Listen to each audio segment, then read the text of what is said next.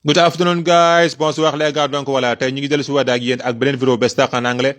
Vidéo bii nii li ñu si bëgg partager tey ak yéen maanaam dialogue la diggante ñaari nit wax ak delloo wala laaj ak tontu mu nekk dialogue boo xam ni vraiment képp kuy jàng anglais maa ngi lay wax nga jëm ko maîtriser wala nga jëm ko comprendre ndax baat yi si nekk baat yu am solo la pour ëllëg booy làkk anglais sa làkkum anglais gën a mën a yomb.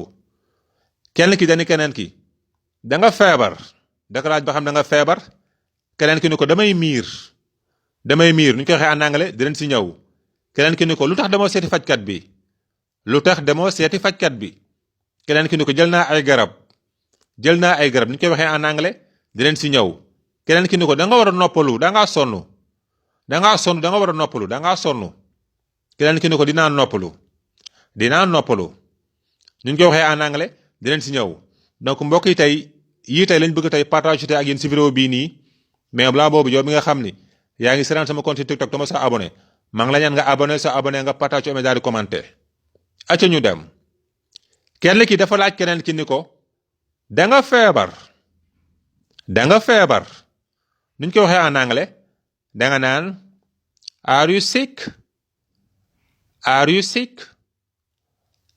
sick mooy ba xam da nga feebar. keneen ki tontu ko ni ko damay miir nu ñu koy waxee en anglais da nga naan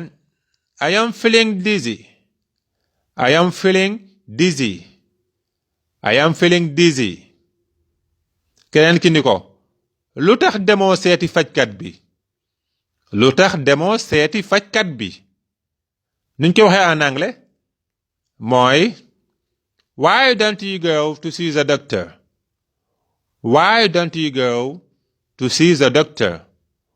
why don't you go to see the doctor keneen ki ni ko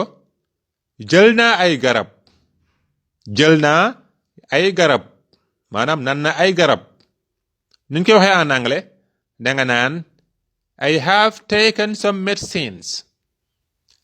have taken some medicines mooy jël naa ay garab.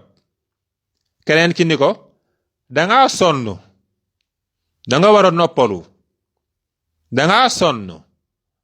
war a noppalu nu ñu koy waxee en anglais you are tired mooy danga sonn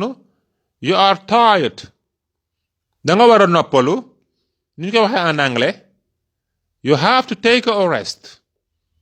you have to take a rest mooy danga war a noppalu you have to take a rest.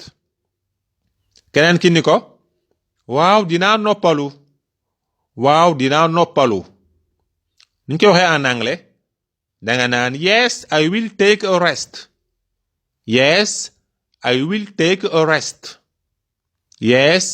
I will take a rest mooy waaw dinaa noppalu.